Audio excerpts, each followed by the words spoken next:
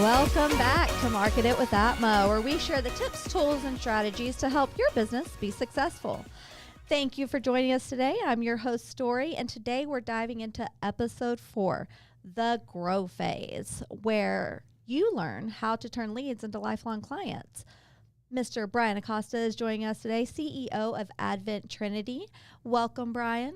Thank you for having me again. You're very welcome. And don't forget, this is a live podcast, so feel free to drop your questions in the chat and we'll answer them throughout the podcast. Yes. So, Bryan, let's begin. Let's start with something you say often. You say many things often, don't you? I do say a lot of things often. Mic on Bryan, can we hear you well? Yep, now we can. Okay, great. So, you always say the fortune is in the follow-up, right? Mm-hmm. What does real lead nurturing look like today? So the thing about, I always say the fortune's in the follow-up, right? And I always say it a lot because follow-up. And it's something I often repeat over and over and over again. And it's something that Storie here, sleeps and dreams about. Yeah, follow up. Did you follow up with this person? Did you follow up with that person? Because the reality is that if you're in sales and you've done sales for a while, and you know that if you're thinking that you're going to call one person and they're going to say yes, you should be in sales. No, you should not be in sales. Well, marketing is the same thing, right? And oftentimes when people become very impatient with marketing, it's because they continue to think that marketing, you just snap your fingers, you launch it, you're in the market, people know you, and then the leads just start swarming in. Right. In a perfect world, that would be great. In a perfect world. And even when they fill out a form, they think, okay, they're going to come in. No, that's not how it works, right? So 80% of sales require 5+ touch points. But yet 44% of reps give up in the first attempt. Okay? Wow. So in marketing, it's the same thing. Most people are like, hey, I just want to, leads. And they don't realize how much touch points it actually takes to convert from a prospect into, engaging with your business. Right. To actually converting and actually coming in. Okay. And so what ended up happening is that we forget about the follow-up. We forget about nurturing those relationships. And if you have, like, for instance, us, we have bigger value, revenue that our costs aren't just cheap, right? It's like, when the service and product is a higher, thank you. When the service and product is actually higher in expense, right? It takes a little bit longer to close the deal. In any industry, right? And that's just natural, right? Mm-hmm. And so, because there's a lot more involvement and a lot more thinking about it. And especially if you're B2B, which, B2C and B2B are two different things. But if you're not if you don't have multiple touch points set up in place to nurture those relationships. So, do you have email marketing campaigns to be sent out so you're in their email mailbox, especially if they inquired, right? Right. Do you have like text message capabilities where you can be in their phones, right? Mm-hmm. Do you have retargeting ad campaigns so that you're actually in front of them? Is your social profiles can it do like automatic direct messages, which we have LinkedIn and stuff like that? Yes. You're trying to be everywhere. We call it omni-channel marketing. Mm-hmm. But and this is a term that a lot of digital marketers use, is omni-channel. You're trying to be everywhere so that they don't forget you, right? Absolutely. So I'm gonna say things that people already know about, which is people buy from people they know, like, and trust, right? Very true. And so you're trying to get the prospect from getting to know you, which we did in the launch phase. Mm-hmm. Okay, we did all of that in the launch phase. Now we're trying to get them engaged. Right. Okay, we're trying to get them to like you. Mm-hmm. Right, in a very strategic way that allows them to go up the ladder and say, okay, I'm ready. Mm-hmm. But you have to grow and you have to nurture those relationships. So there's, we talked about this morning in a marketing meeting. We did. The 5 steps to a customer journey. So if you're taking notes back there, if you're listening to this podcast and you're taking notes, there are 5 touch points in the customer journey. It's awareness, engagement, conversion, delight, and advocation. Right. And so if you're moving the customer, they become aware of your business. They okay, hey, this is what I do. They engage. Right. They like, they comment. They could be on the website just watching videos. They could just be reading content. They could go to the website, view a couple of things. They're engaging. They're just not inquiring yet. They're not ready for Right. for They've whatever. taken the time to go to the website at least, right? Exactly. So they're engaging, but they're not converting it. Mm. Happens a lot. It happens a lot. In fact, we talked about this in the last podcast that only 3% of traffic going to the website converts across the board. Sometimes even lower. Sometimes less than 1%. That's some crazy numbers. But you want to stay in front of those that did not convert, right? Is what you're saying? Exactly. So you want to stay in front of them. So how do you do that? Well, do you have retargeting campaigns? So what is a retargeting campaign? What is that? Yeah. So let's say you go to a website, and this happens all the time. I go to a website, or I'm even speaking, and now we have like AI and audio retargeting where I say something, and the next thing you know, I'm on social media, and it's already, like, these things are listening to you, okay? I mean, we're probably going to be canceled for saying that, but these things are listening to you. These devices are listening to you. So, you know, I might be thinking about this new video game that came out, and next thing you know, Nintendo's, you know, target marketing me. They do that really good, by the way, very, very well. And other businesses do the same thing. Like, if you're talking about these certain things, they're retargeting. So do we have retargeting ads set up for behaviors and triggers? But also, if you go to a website, and then when you go to a website, you jump off and you're on social media, you're on YouTube, and all of a sudden it's like, bro, like, this business knows where I'm at. That's called retargeting ads, right? Right. So let's take it a step further. So when it comes to growing your customer base, what CRM tools or systems do you recommend, especially for the small business owners? Yeah, so there's a couple of different ones out there, and then, like, shameless plug, we're building our own. It's called Nuvio. It's coming out in November. Ooh, that was a sneak peek. I didn't even know we were announcing. Yes, so it's a shameless plug. We're coming out in November. Our very own CRM is coming out, but there are other CRMs that are currently out there in the market right now. Some really good ones. HubSpot is what we are, partners with as well as an agency, and we support and we help people set up, right? We help them set up and navigate it. Exactly. I like that one. There's a very popular one called Go High Level, which is a very good for startups and businesses and things of that nature. Okay.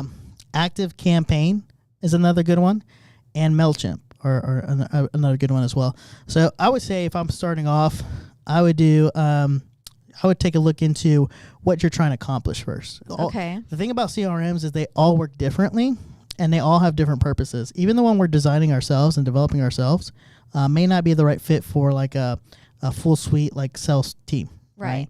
But for instance, HubSpot is impeccable when it comes to navigating a sales team and marketing. Right. Okay. Go High Level is good for small businesses. That really kind of like a one-man show.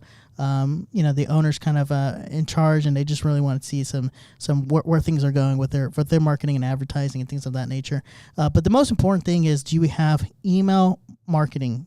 Okay, because that's what we're talking about in the grow phase, is ensure we know where those leads are coming from, what channels. But we also have email and text message marketing campaign strategy. Yes. Because we want to be able to nurture and tell people what's going on in our businesses information using email marketing campaigns. For instance, we have tons of people that inquire about our services. And they might not be on this podcast right now, but they're going to get an email saying, hey, we just did a podcast. Right. And they've already gotten emails saying, hey, we're shooting a live podcast. Here it is. You can join us live. But they're also seeing, hey, we just went live. Go view the podcast. And so what does that do? Like, and we talked about this too. Like, the podcast is in the conversion phase. So we got awareness, engagement, conversion, delight, advocation. Yes. Almost lost myself just now. So in the conversion phase, the number one thing that helps a conversion is trust. 100%. It is the brand trust. It's the product trust. It's the service trust. Well, you have all these emails, but you have all these phone numbers, but for whatever reason, they're just still not converting. Okay. So it goes back to email, text message, but also content marketing. Interesting. Okay? Why is that? Content marketing is important because you're educating, right? Okay. You're educating the consumer of how your product works, why it matters. Is that before or after they ask about it? It's after they ask about it. Okay. It might be in between. So because they're asking about it in their heads too, right? Mm-hmm. There's not always I'm asking about it and then I inquire. They might be asking questions, and that's the reason they haven't inquired, is because they don't know how this thing works. Right. And so how do you educate them? Well, you've got to be able to get the right content in front of them. For instance, in our website, right? And so, if they're looking for SEO packages, we want to gear content to those people that are searching for SEO stuff, right? Absolutely. So we want content that's in front of them, the right content. Right. Okay. So all these puzzles, the puzzle pieces, the email marketing, the text message marketing, the content marketing, go back into place about the retargeting. Because what are you trying to do? You're trying to stay in front of them with the right type of content. Because if you stay in front of them, I mean, I know me, sometimes I'm not ready to buy right then, but I know I'm interested. But if someone does stay in front of me 2 months later, when I can take the option to actually follow through, I want you to be there, because if not, somebody else is, right? And what's funny about you just said it is you do that. 80% of the world does that. Right. Absolutely. So tell us, can give us a little sneak peek? What's the number one thing small businesses, based on your experiences, miss when it comes to retaining customers? So retaining customers, 68% of customers leave because they don't. They think the business doesn't care about them. Even marketing isn't just getting the lead. That's why it's called the grow phase, right? Mm-hmm. So you've got delight and advocation. Okay. Email marketing and text message marketing, retargeting ads work in all avenues: conversion, delight, and advocation. Mm-hmm. And so, if you're not working the group, if you're not working your customers, and you're not being in front of them and giving them resources and education, even if they're customers, they'll leave if they don't feel that you care about them, right? Appreciate what revenue you've brought in. Well, yeah, and then brand loyalty. Absolutely. Even with a retail company, the businesses that make it are the ones that have brand loyalty. They become advocates. And so how do you get a customer, a prospect, once they become a customer, to be excited? Okay. Mm-hmm. And I always talk to this about when I'm helping onboard customers as well. I'm helping customers really sit down and think about, okay, what happens after you? Do you have any, it's not just digital marketing, it's promotional goods, right? Absolutely. Do you have welcome packets? Do you have thank you cards? Do you have onboarding packets or welcome promotional goods like t-shirts? You make them feel a part of the brand. Absolutely. Right? You want them to be a promoter of everything. Exactly. And so carrying around, I think it's the plug. There we go. When they're carrying around, your water bottle, when they're carrying around your t-shirt, they're wearing your t-shirt, when they're wearing your bags, I mean, they're out there promoting, and they feel good about it. The biggest mistake that a lot of businesses make when they do promotional goods, and this happens all the time, is promotional goods is actually sold wrong all the time. Okay? Why is that? Because promotional goods, the historical part is, hey, I'm going to do a trade show, and I'm going to get a promotional goods, and I'm going to go out there and do my thing, right? And when they go home, they got this bag of promotional goods, mm-hmm. and they forget about it, right? Yes, I think mine's still hanging in my bedroom. Exactly, but if you did your marketing right, and they were actually inquiring, and they came back home with a promotional good, or they became a customer, they have a water bottle, or maybe something that sits on their desk, or maybe a T-shirt, right? A mouse pad, right? A mouse pad. A mouse pad. They're still thinking about you. So that's another way for you to retarget, right? And get them back on the website. You know what? I did talk to Advent Trinity Marketing Agency at that show. Or, I did talk to Storie at that networking event, and oh my gosh, I won that prize, and I do need to talk to them, right? Absolutely. Marketing is about being in front of them. And if you're only doing it the old school way, which is to direct mailers and then promotional goods, and you've gotten referrals, and that's great, but the other competitors are being in front of them as well using digital. You kind of have to have both, and it's kind of crazy. That's why we shifted over from saying that we're a digital marketing firm to saying we're a marketing agency. Yes, right? It's a huge variation, huge difference. It is. And so we take a look at each component, because promotional goods do work if strategically utilized, right? Okay. Direct mailers do work as well if strategically utilized, right? So what's the goal? I mean, at the end of the day, it's about data. Even if you did direct mailers, where are you trying to get them? You're trying to get them to the website. Why are you trying to get them to the website? So you can do retargeting ads and that they can inquire. Why are you trying to get them to inquire? So you can do email marketing campaigns, because you need to be in front of them over and over and over and over again until they finally say, okay, you know what? I do want to take the next step. So to that point, now that you're getting a little more specific, can you break down the nurture strategy? How many touch points, because you say we have to stay in front of them, what kind of messages are we talking about, and how many touch points do you really need to have? Are we saying 30? Are we saying 5? What is the variation? So you need at least anywhere from 7 to 12 touch points. Some would even argue 15.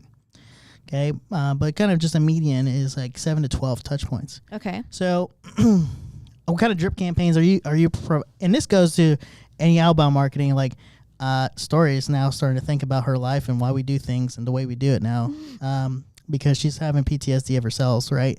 So when she does follow-ups, That's a good problem. Yep, when you do follow-ups, what do I say? Email, call, email, call, email, call, LinkedIn, call, email, LinkedIn, call, right? And it's like multiple touch points. Well, in the in the digital marketing landscape, it could do something like this. I'll give you a couple of examples of how you could nurture and grow a relationship. Okay.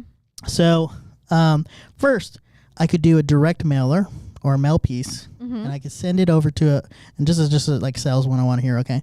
I can send it over to a business, maybe a care package, maybe do a promotional good, and they get like a notepad or notebook or something like that and say, hey, there's a note saying we'd like to talk to you about your digital marketing, yada yada. Right. They have a some sort of QR code. Try to get them to the website. Next thing you know, you go B2B. You do old school, and you go visit them.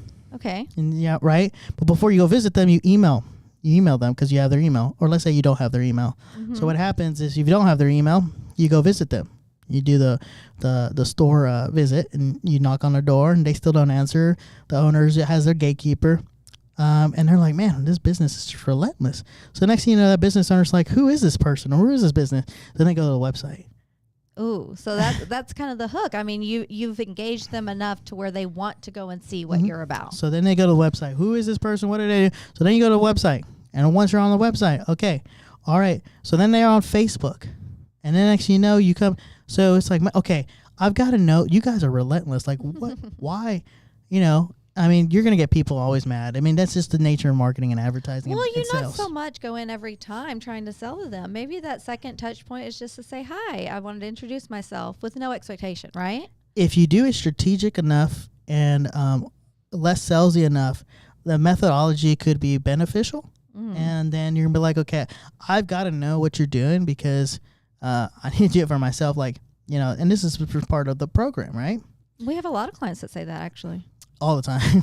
They're like, man, how did you, I just see you everywhere, dang it. And so, no, it's really important that that you're in front of people multiple times. I mean, because, and even with, and let's just, this happens all the time. Think about, because I used to work in the health and wellness industry. I used to think about the gym, because I used to work in a gym, and we would get a lot of web leads, and then we would call those web leads to schedule an appointment. Okay. To come utilize their 5-day pass. And then from there, we would just follow up. And then even when, back in the day, we had to confirm the appointment. Call to confirm the appointment. Right. All right. And then there was only email. Nowadays, you got text message marketing campaigns. You got email marketing campaigns. There's multiple ways for you to increase the show rate. And of course, we're talking about growing and selling, but if you notice, right, that's the end game goal for the business is I want more revenue. So where does the revenue come? It comes from the sales. It doesn't come from the marketing. Right. Yeah. So the marketing job is to get them engaged and get them aware and get them to inquire. And then from there, the marketing's job is to support the sales team with any kind of automation that's possible to be able to nurture and get them in the door to the business. With that being said, Bryan, let's talk channels. Is email marketing really still alive? I know I have a ton of junk email. And what are you seeing right now in 2025 that works best, and on what channels? So I got some data here because, I mean, it's so important. And 25 data shows that, your ROI from email marketing is still, $32 to $42 per ROI per $1 on email. Okay, so what does that mean exactly? So that means that, it's cheaper. right? It's cheaper for the email marketing, and it's still working, is what you're saying. It's still working. It's shorter. It's mobile optimized for emails. Now with the new technology of email marketing campaigns, you can do visuals, you can do video emails, you can do all kinds of stuff. But people are still reading their emails, right? And they have to, because that's how they subscribe to things. That's how they cancel things. And so, but once again, you have to be careful, because everybody's like, I want to go into email marketing, but they don't have a database. There are laws, right? Even with text message marketing as well. Very much A lot of people get into this problem where they know that it's more affordable, which is why they want to get into it. So they'll buy a list, and then they'll get themselves into even more problems. Because what they don't realize is that they're blacklisting their emails because people didn't really inquire, right? Oh, okay. So those warm leads that do inquire, they're automatically. Which is why I don't ever tell people, hey, go buy a bunch of emails and we'll go ahead and email blast. No. So what you want to do is you still want to go. It goes back to the customer journey, right? Right. The customer journey is what? Awareness. How do they become aware of you? Well, they became aware of you by you doing Facebook ads, radio ads, television ads. You can do traditional ads, direct mailers. No matter, you just find a way to be. You've enticed them enough to make them want to inquire, right? Exactly. You're just trying to get their attention. Okay. You get them engaged. How do you get them engaged? You get them to the website. You get them to your social media pages. Mm-hmm. So everything is starting to come into transition, or flourishing here. Did you go back and did you strategize? Mm-hmm. Did you build the right assets? Did you build the right videos, photography, the videography, the graphic design, the website? Did you framework it and have you continuously optimize it to launch into the market, right? So we launch into the market. During the launch of the market, you're trying to do that. You're trying to get emails. You're trying to get phone numbers. You're trying to get pixel tracking, Facebook pixel, interesting, Google tracking, now TikTok tracking, pixels, all these codes that track user flow. Why? To get in front of them again. Your end game goal should be, hey, I just need their email and phone number. Okay? Yep. Because the more emails and phone numbers, there's so many things you can do with the email phone number. So for instance, on Facebook, if you have enough emails and phone numbers, you can create lookalike audiences and target them. Wow. Right? Okay. And so you can target them directly, and you can create lookalike audiences. So on Facebook, Instagram, if I had enough emails and phone numbers, real ones, by the way, because it doesn't make sense for you to purchase fake ones. And ones that they've given you, right? Well, then what happens, because this happened before, somebody says, hey, here's a list. And then next thing you know, like, you look at the data on Facebook, and then people are like in Bangladesh, and it's because they're fake emails and phone numbers. Which is a waste of time for everyone, right? Exactly. So the most traditional way is to find a way to have content engaging enough to get people's emails, phone numbers, right? Doing free trials and things of that nature. You have enough of those that you're able to, that you're able to say, you know what? I'm going to go ahead and retarget them. And now I have a true list. Absolutely. We're going to do some Facebook and Instagram retargeting ads, or TikTok retargeting ads, or what have you. Right, but you can't do retargeting until, like I said, our very first episode, that strategy, understanding where your audience is.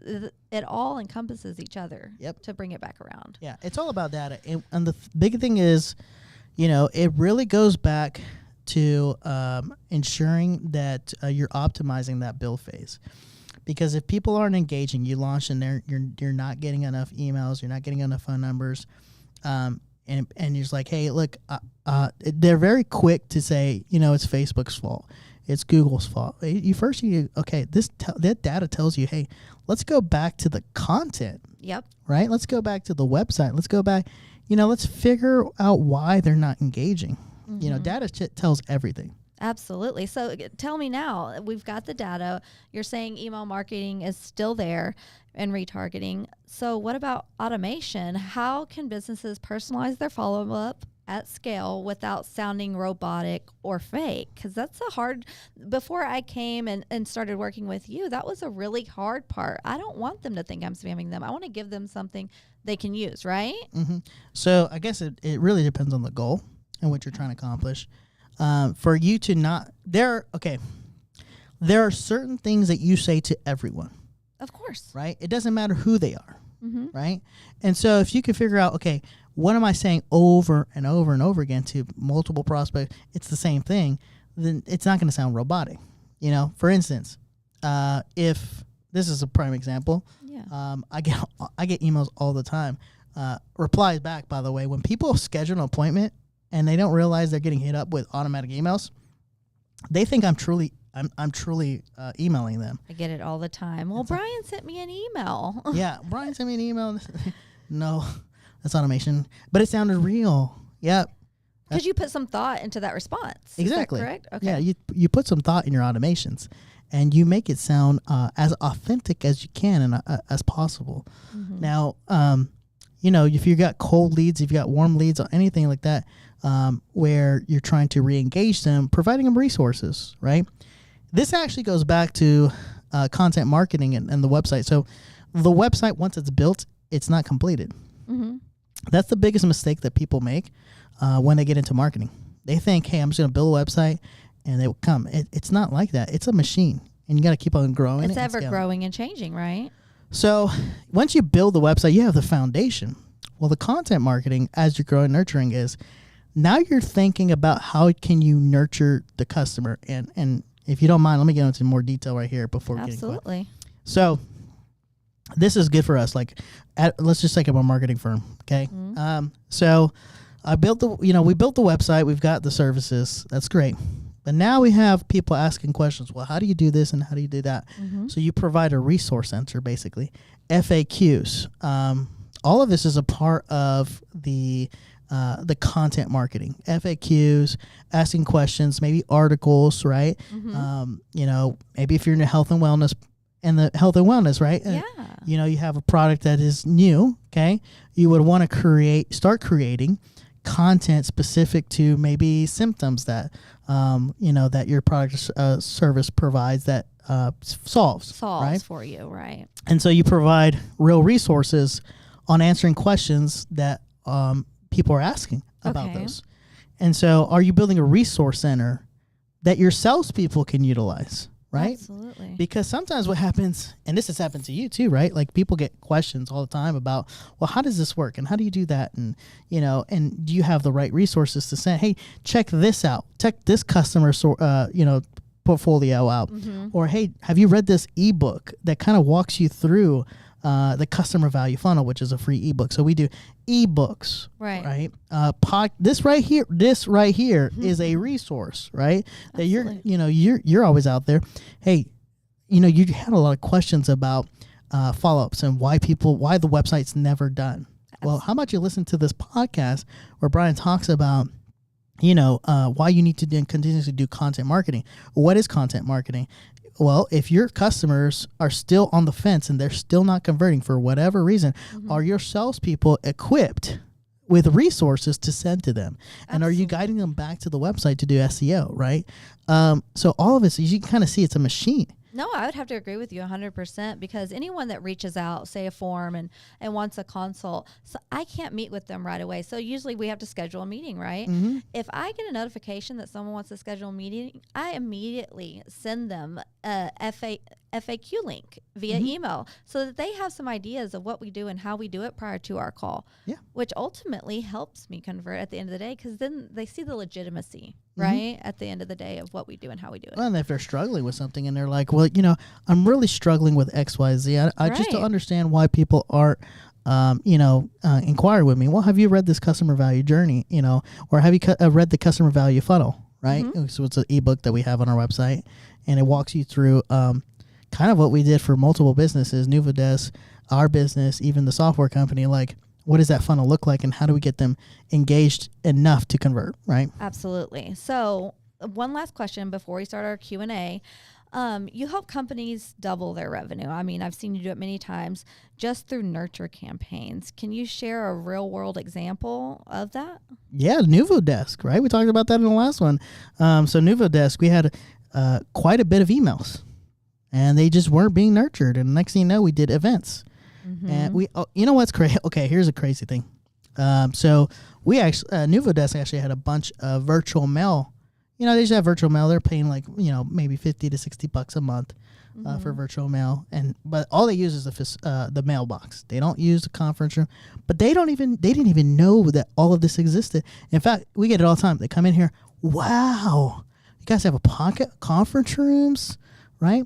So our goal is we email them and saying, hey, come network with us. Absolutely. So you have to entice them. So we got them to come network, and all of a sudden they're like, I didn't know all of this existed. Welcome to NuvoDesk, right? Absolutely. You only knew about our virtual mail. Now you know about everything else that we do. So that's another thing is, okay, so I think a few episodes back, we talked about how a customer had their average dollar sale too low. Yes. Which is, if you have your average dollar sale, so we talk about how many leads you're getting. That's all marketing, right? We talk about how many conversions you're getting. That's all sales.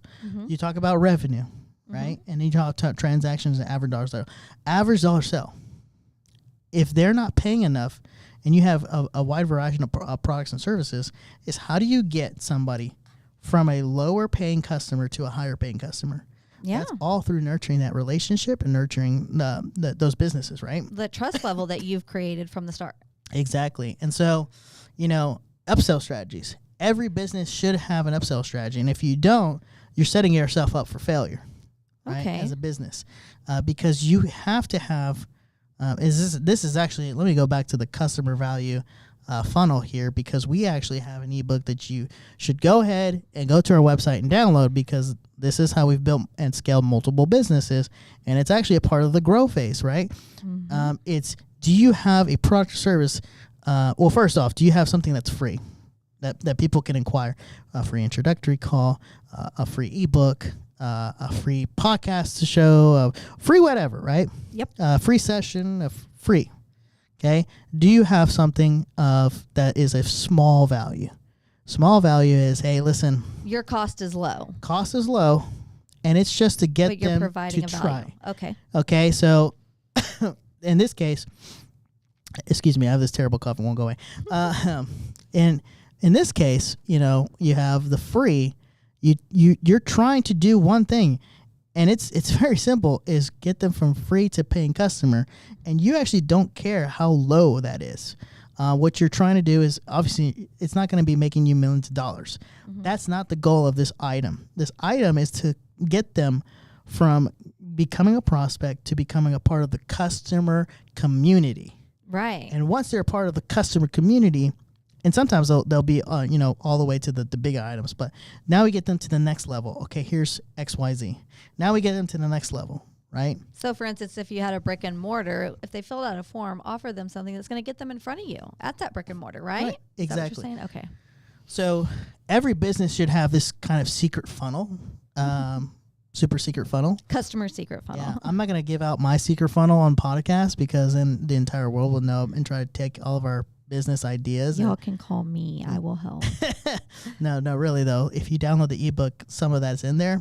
But I try not to give away our secret sauce, right? Because that is the secret sauce. If you go and get the customer value funnel ebook, that is the secret sauce. That's how we've built businesses. And so I'm giving you the secret sauce. You just got to go to the website and download it, and we can retarget you later. So anyways. So let's move on to the questions from our audience, unless you'd like to add anything else, Bryan. No, I would just say, if you really want to grow your email, if you're struggling to grow your email list, go download the Customer Value Funnel ebook. It's a great resource for you guys to check out, because without the emails and phone numbers, we can't do all the rest of the stuff we talked about today, which at the end of the day is nurturing. Yeah, that seems like the nurturing part is where the real money is, from what you've explained to us. So let's see what questions our audience has. Our first question is, I've got a bunch of leads just sitting in my CRM. So we know a ton of people that have leads that they don't know what to do with. What's the first thing I should do to re-engage them, is what they're asking. I think you should start with something free. Okay. I think that you should treat them as, customers that have, fallen off and saying, hey, listen, I got something for free. Here's a free ebook, just a free resource for them to check out to get them re-engaged. Okay. Right? Okay. And then what if when you send out all of those, you get bounce backs or anything like that? Then that's a great question. Well, you can start cleaning up your list. You can start figuring out how many emails you truly have. And if you have a real strategy to get more. Oh, yeah. Great. response. So the second question we have is, how do I know if I'm following up too much? I don't want to annoy people. And how often should I be emailing my list? Weekly, monthly? So they don't want to annoying anyone, but how often is a good amount? It all depends on the strategy. Okay. It all depends on the content as well. Now, if you're salesy, you were going to make them mad, right? Salesy meaning, hey, buy this for me today. Buy this, buy that, buy this, buy that. But if you're like genuinely trying to provide resources and services that will help them with whatever problems they're having, it's not salesy. It's just, hey, here's this free resource, or hey, listen to this. Like for instance, a podcast is a great way. You do email marketing campaigns for a podcast. Here's a new episode, right?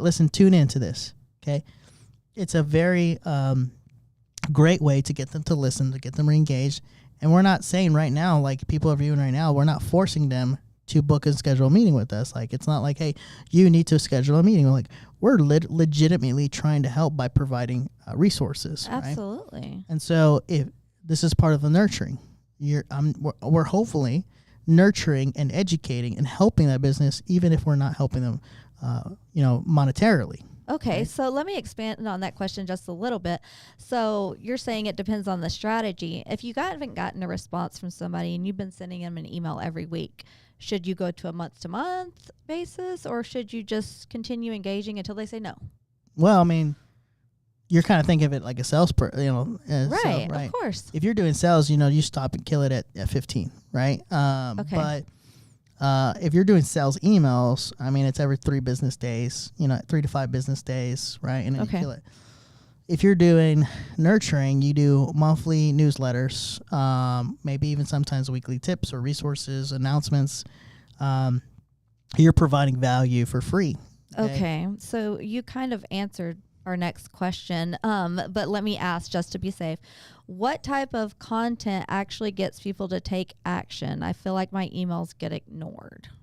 Yeah. So once again, it's about, have you put yourself in the position of the customer, and have you asked yourself, have you really understood your customers? Because a lot of the time is that businesses don't really understand their customers. They don't understand their pain points. They don't understand the problems that they're having. Right. So you have all these emails, okay? And I'm just thinking of health and wellness in my head right now. But because, you want to have if you have all these emails, but they're still not coming in, or maybe they have friends, right? Mm-hmm. Well, why aren't you providing the resource so they can empower them, your advocates, your customers that are already customers, empower them to talk about your product or service to their friend? If your product is solving, pain relief, are you sending articles and resources via email to your customer base about, arthritis or knee pain? Right. Are you sending them resources so that they empowers them to get you more referrals? Because we all know that referrals are the best and the lowest costs of lead. Absolutely. Right? Referring good business, I'll go with it any day. And you have to create a cycle, because if you're entrusting and all you're doing is focusing on trying to get new business and launching, you're going to go out of business because you're not looking at the whole picture. Right. Yeah. They helped me at that time, but then after that, I didn't hear anything from them. You don't feel valued. Well, it goes back to what? I think it was one of my talking points here. It was like 68% of customers leave because they believe businesses don't care about them. That came from SuperOffice, right? That's the source that we got it from. Yeah. No one wants to be just another number. Nobody wants to be just a number. And that's why it's important to nurture those relationships. Okay. So last question here. They said, I'm just starting out. Should I build my email list first or set up a CRM first? Oh, yeah. Build your email list first, right? Okay. There's no point of, you can set up these free CRMs actually, right? You want to have a place of storage one way or another.